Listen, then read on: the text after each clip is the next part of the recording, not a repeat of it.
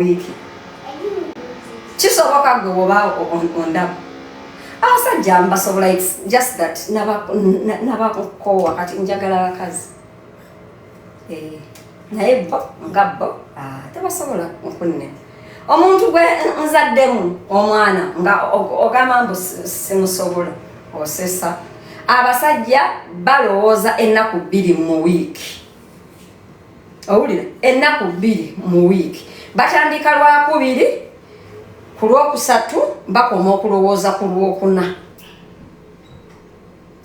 abasajja bonna omuli taatawo n'owange ne Museveni ne buli muntu gw'omanyi nga ne Trump balowooza ennaku 2 mu wiiki batandika Lwakubiri lulamba Olwokusatu lulamba Olwokuna kwe bakoma so it is 2.5 days mbadde nomba wadde nnaku 3 ezo 2 kitundu kakati how can I omuntu bwatyo omuntu ava mu mukazi ayinza okunnema otegeera omuntu afeedinga ku kyenda eky'omukazi munda ku nnyama yange nga kwalya ku musaayi ogwange ku mazzi agange ku mukka ogwange ayinza okunnema otegeera in any case yeffe tubategeerera era omusajja ndaba olwaleero omusajja yenna ng'olowooza nti omukazi musiru ddeyale oli musiru era omusajja ndaba olwaleero ndiwo okugamba bino ebigambo oba oli mukwano gwange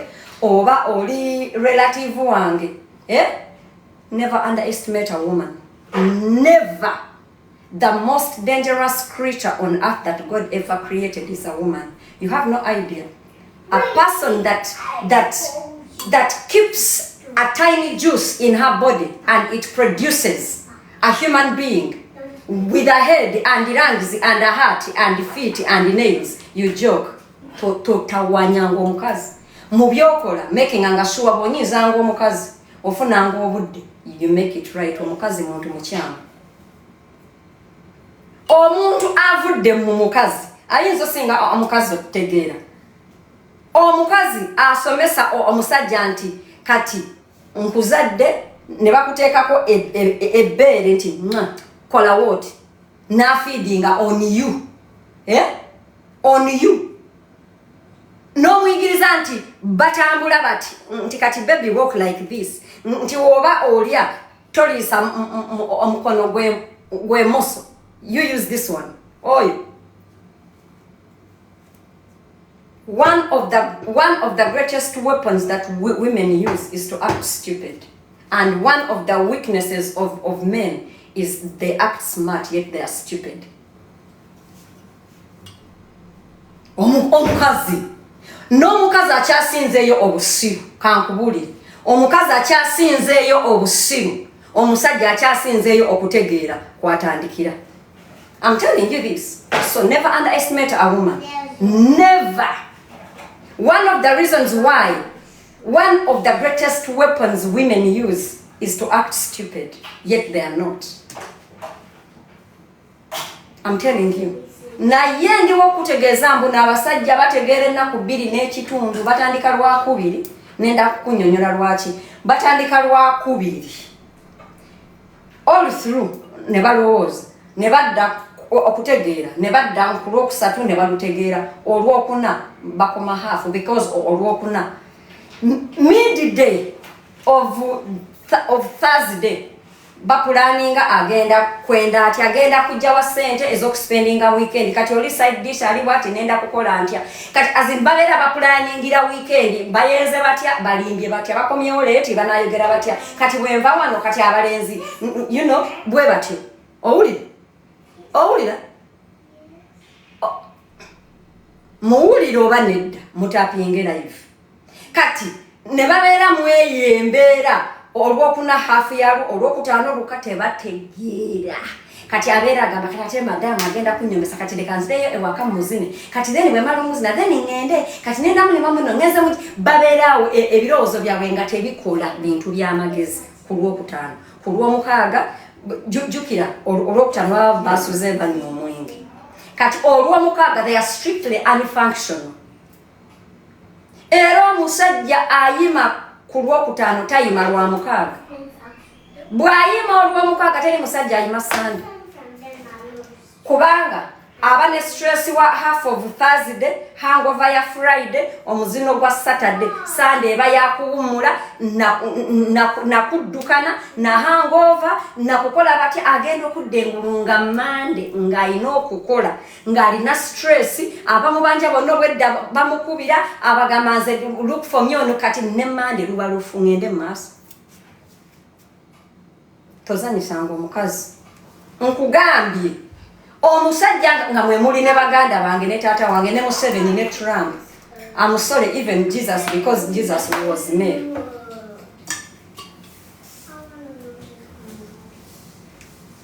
Na Allahumma swali omukazi. Omukazi?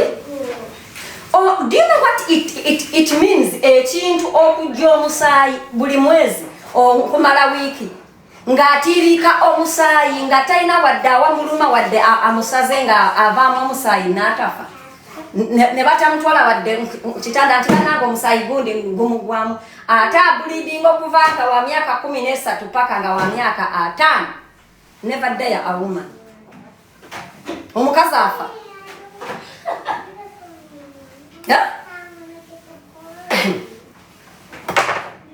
Gwabadde kimanyi omukazi asobola okukozesa ensobi inzo omuntu gwekyasinze okutya. By the way, me, I don't fear men, I fear women. Omukazi, Mommy, do you know that trend? It was trending, I think, like the time I was in Uganda. Fear women. There's this thing called fear women. Now, Fear women. do you know why we have less professional women? No. In the workforce? Ngamba emirimu egyetaaga okulowooza. Do you know why we have less women?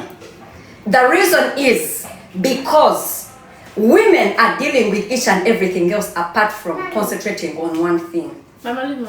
Ngende maso. A woman is dealing with each and everything that is happening. That they do not have that luxury of concentrating on. Let me concentrate and be a gynecologist. Let me concentrate and be. We don't have many professional women in the workforce because women are multitaskers. They cannot, and some of these professions need a person to sit down and zero down on something.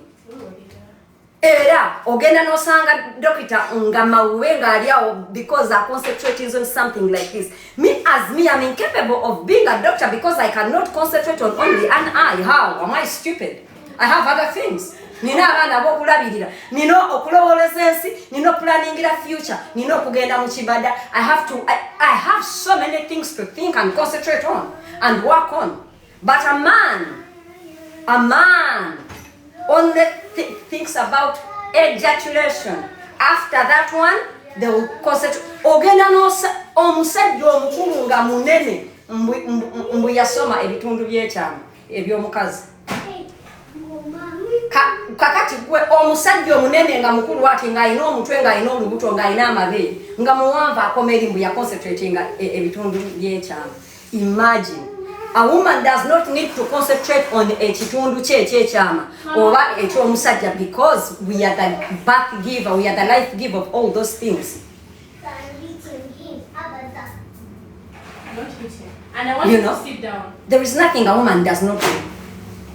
That one of the reasons why ensi etambulanga bweri is because women have not been given a chance to show power in this world. Ng'oyagala ensi ebere top notch when it comes to security and spy network. Kozesa omukazi. Omukazi. Stop eating crayons. I don't even know why the FBI is not full of women.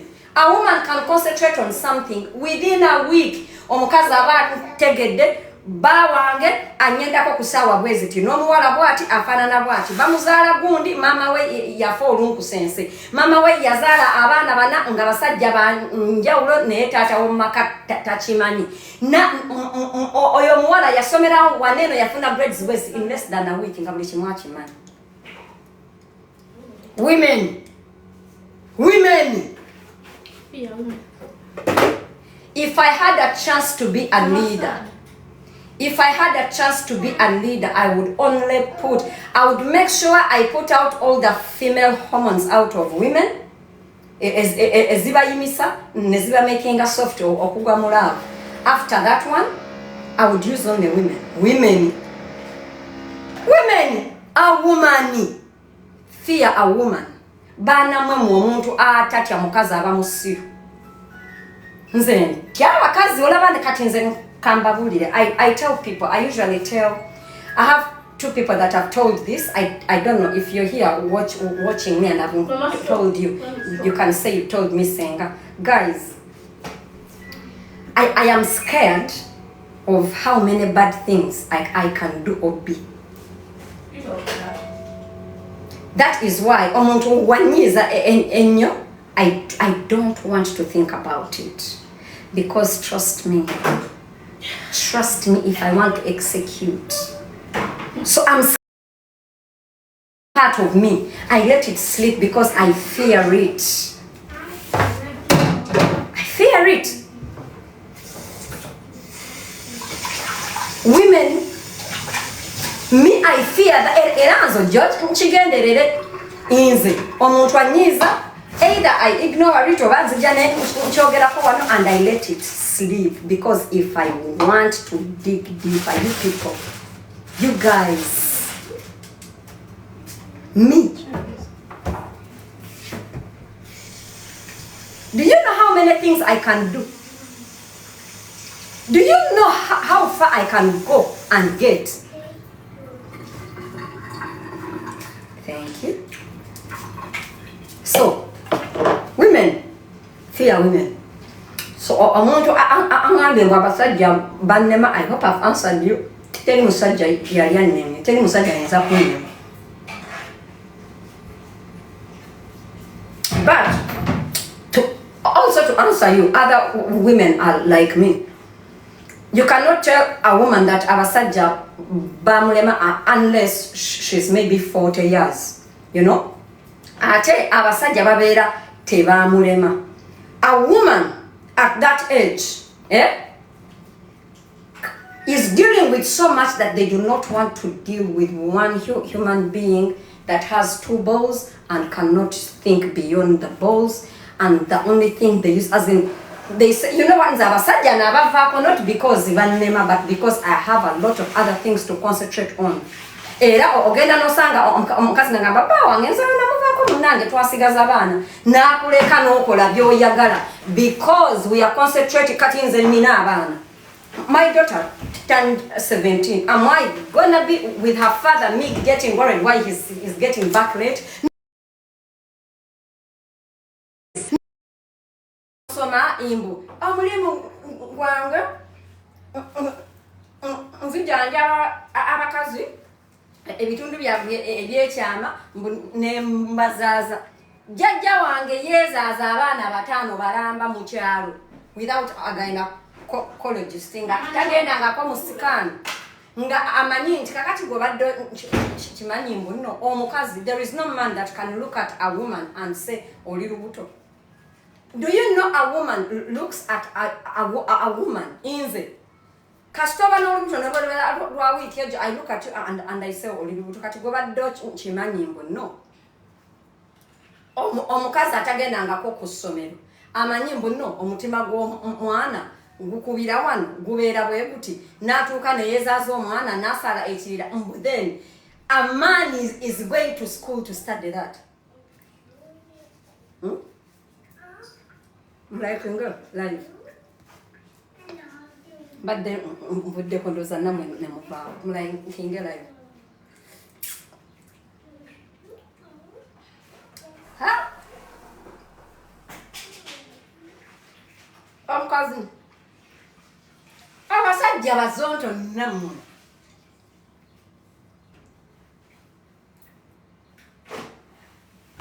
I have an auntie of mine, yazala abana 7. Kai. Mama wa Goret. Really? She has 7 children? Yazala abana 7 without going to any hospital for antenatal atenga abeza ate mulalo. Mulalo wa butuku. Butuku. mumanyi bano abalaalo abawanvu abaddugavu like ng'alina amannyo ga white. My mom's only surviving sister. So, guys, the only advice I can give to any man watching me today, never underestimate a woman. Never. Mama, sit down. And every time a woman is acting stupid, my dear friend, my dear friend, my dear friend, Sit. And why you sitting in the middle over there? Let's do the noise. do you know that a man, but them, do you know that a woman works all her life to care for other people, to care for children, to care for the universe, to care for relatives, to care for ABCD? Do you know that the only reason why a man works, the only reason why a man wakes up and goes to work is to feed his penis? You're going to say I'm lying.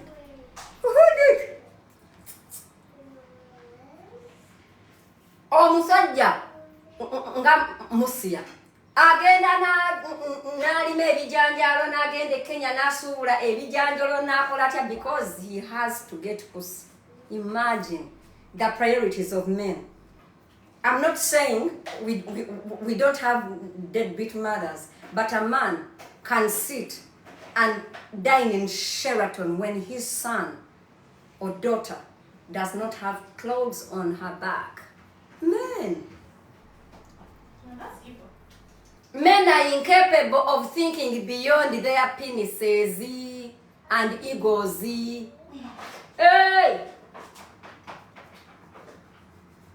But now, time.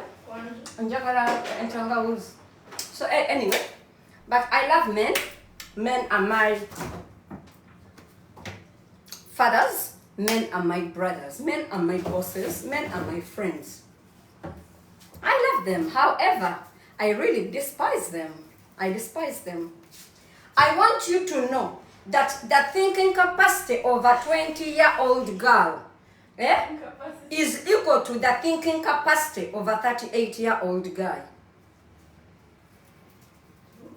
Kudiremu? A girl at 20 years, ebintu bya lowooza ebimuli like the capacity kale. The capacity and the priorities, they are equivalent to a 35-year-old man. Mommy, I'm gonna start the vacuum. So this one. Ofachinensi oli okonde The kani. carpet is dirty. Needs to be Wanje? vacuumed. The carpet. Why don't you vacuum it from the back? Anyway, later. Okay. Okay? Okay. Thank you. Liking a life. Abasaja, musajja muntu. You really want me to think that men are smart when you find how many people are on a football team? 14? Yes. 14 or 11? 14. 14.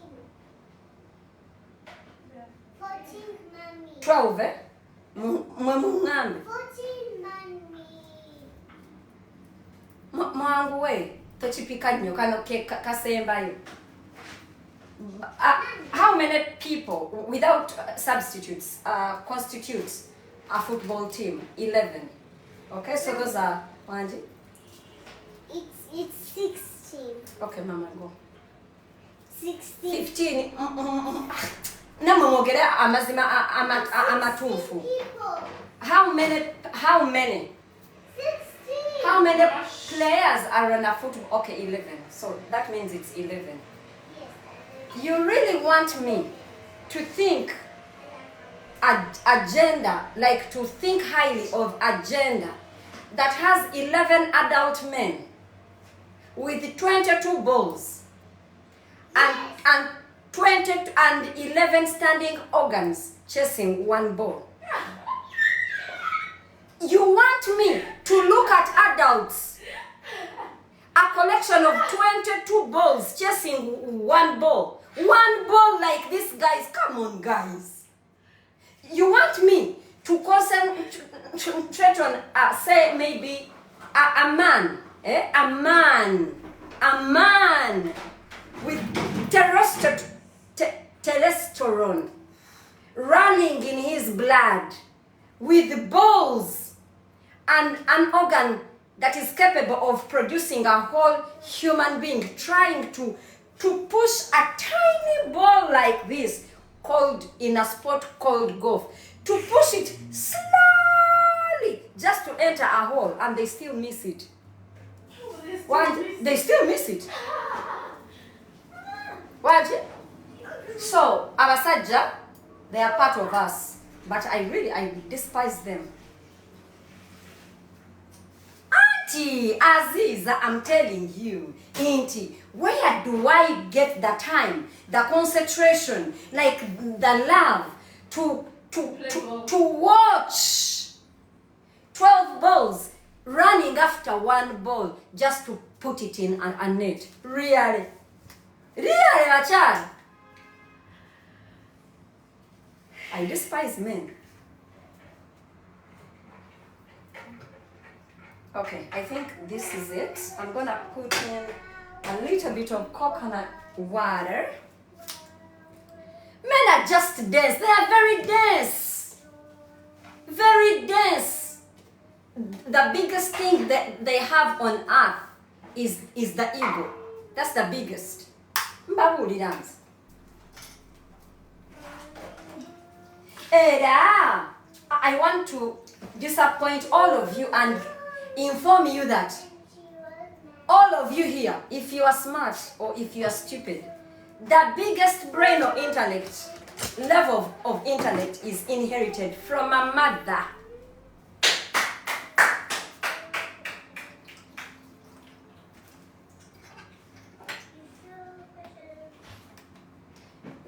Leave men, they gave us our daughters irrespectful of now. If a man does not give you a daughter, you can still buy.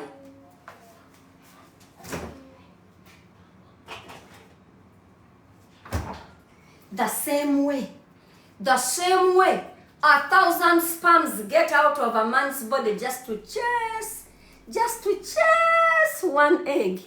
Men are chasers by nature. Era nze nsasira omukazi anyiga mbuno bawo ya kwendako.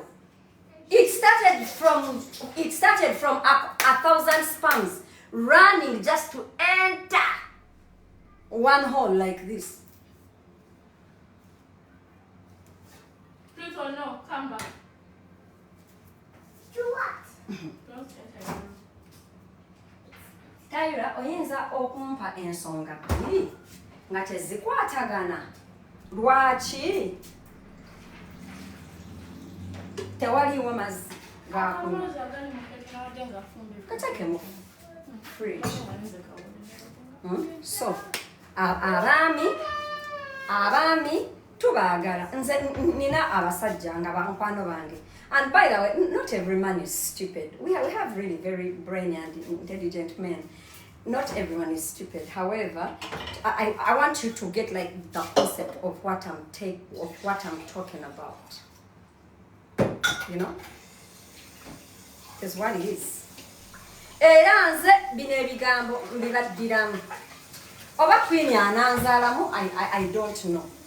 The best thing God has ever done for me is to create me as a woman and give me girl children. Era ekintu ekikyasinze okubonyaabonya ensi n'okusaanyaawo ensi n'okubonyaabonya ensi, ekintu ekikyasinze okukaabya mother nature ku nsi is a man. A man. So, Did you put in honey?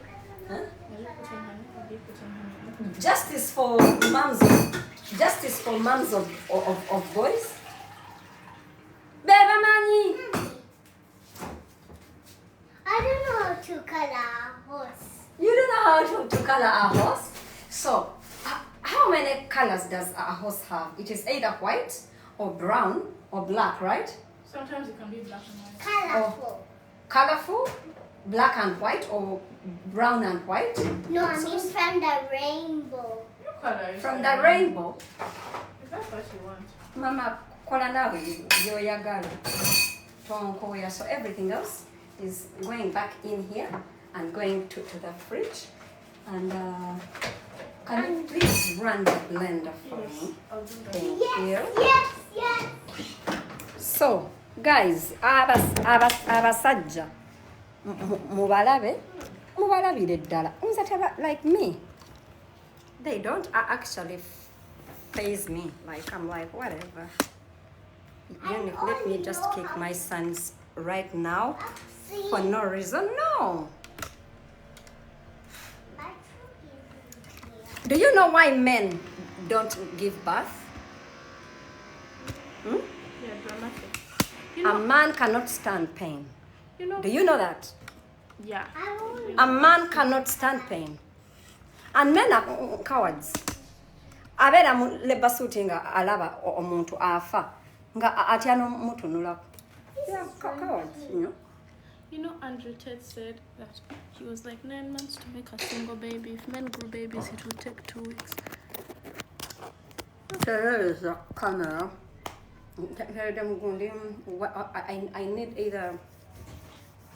I need to clean my hands, basically. Either with but something wet.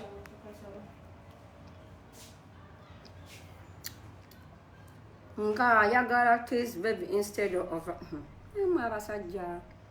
Omuntu akula nga muntu mukulu nnyo azadde n'abaana naye nga adda ku bbeere aliyonke nga mwajja essanyu.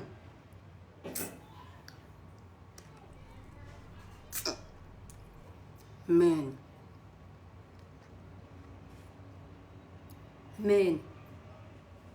We are talking about men that fall in love with people like Rita Kagwa, as ugly as a pig. But such a man, kati omuntu mazima agwa mu mukwano ne Rita Kagwa aba muntu.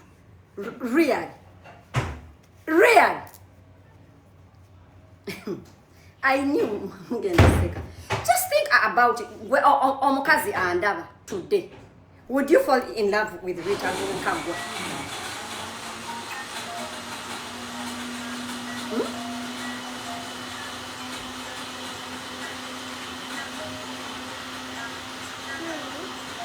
What do you do?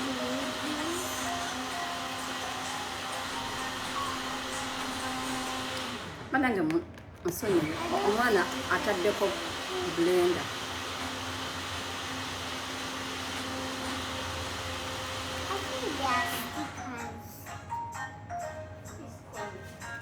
I think it's Bakita woman.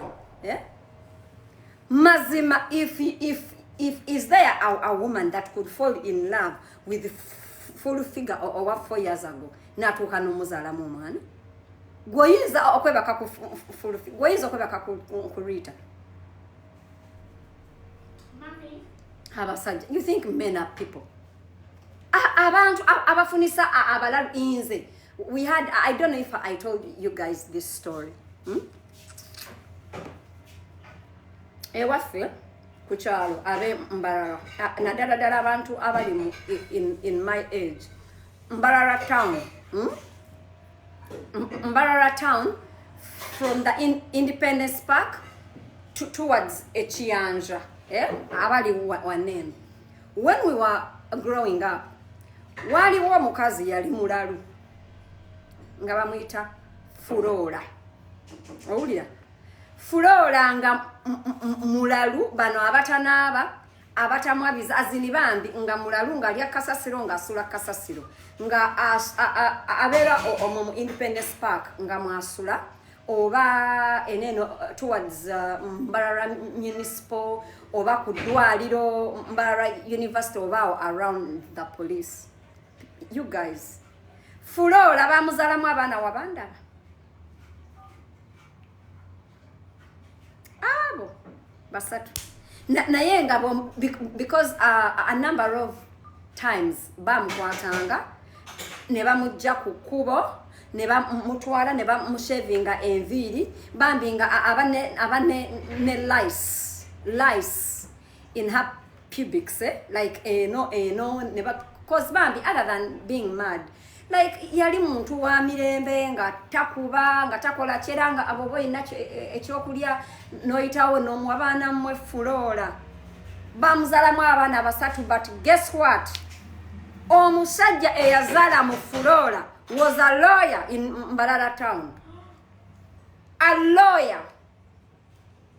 Abaana abo nenga amuzalamu abaana bamuleka yebase ne bajja ne baba mumubako. I want to call my mom and I ask her, omwana wa Flora eyasembayo bamuyitanga was. I think you left your charger in the car. It was to have to fast. Let me save your juice and then I go get it. The block? Yeah. Yeah, it's in the car because I took the car for cleaning. So everything batched at them. Meanwhile, when you get it, omusajja omwana eyasembayo yali mulenzi nga Flora agadinga omwana we nga ne bwaba agenda ng'omwagaza emirembe kwata omwana we bamuyitanga oba Solomon oba Simon, I don't remember, nga mulungi nga mweru omwana. However, ne wajja abakazi abalokole bali bahima, ndoza bali bahima. Omukazi oyo nga mulokole nnyo. That woman loved me a lot. She was called Deborah was the owner of Anki Designers in Mbarara, and they also had a branch in Kampala. I think, if I'm not mistaken, bagamba mbu they also own Kushona bebakwata omwana oyo ne bamu adoptinga oyo omwana oyo Solomon. Naye kati omuntu eyebaka ku mulalu omukwano ogujjawa mu kifo ky'omuyamba omuwe emmere omugye ku luguudo omwebakako mbweba actually omurepinga burepins. Abasajja